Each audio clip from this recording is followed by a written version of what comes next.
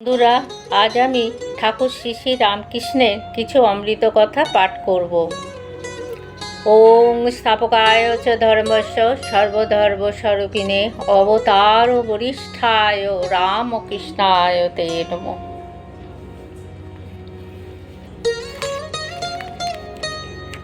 রামলাল দাদা বলছেন, একদিন ঠাকুর আমায় বলছে, হিন্দুস্থানীদের মতো মোটা হলুদ মাখা পইতে পরিয়ে দে।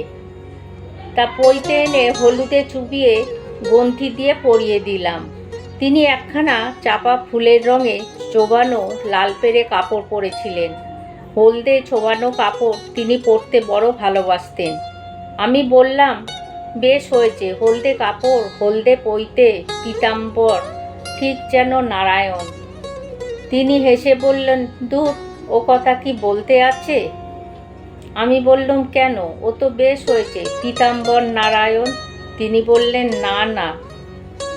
আরেক দিনের ঘটনা, সেজবাবু মা কালীকে হার গড়িয়ে দিয়েছিলেন। তারপর তৈলক্যবাবু এলে ঠাকুর তাকে বললেন, সেজবাবু মাকে হার দিয়েছেন, তুমি কিছু দেবে না? তৈলক্যবাবু মাকে সোনার পায়জর গড়িয়ে দিলেন। মাকে পরানো হলো, চমৎকার দেখতে লাগলো। একদিন ঠাকুর ঘর থেকে বেরিয়ে দক্ষিণের বারান্দায় উঠোনে নামবার যে সিঁড়ি, মন্দিরের দিকে মুখ করে ঠাকুর ওখানে বসে আছেন। এমন সময় তিনি দেখতে পেলেন মা পায়জর পায়ে দিয়ে মন্দিরের সেই উপরে উঠে উঠোনের দিকে পা বাড়াচ্ছেন। ঠাকুর অমনি চিৎকার করে বলে উঠলেন, হাত বাড়িয়ে বারণ করার মতো, পড়বি গো পড়বি, ব্যাস, কে আর কে দেখে। তখনই ঠাকুর সমাধিস্থ। ঠাকুর সাধারণত ভোর 3টে বা 3:30 সময় উঠে পড়তেন এবং তিনি বিছানা ছেড়ে উঠলে রামলাল দাদা বলছে, আমিও ঘুম থেকে উঠে পড়তাম।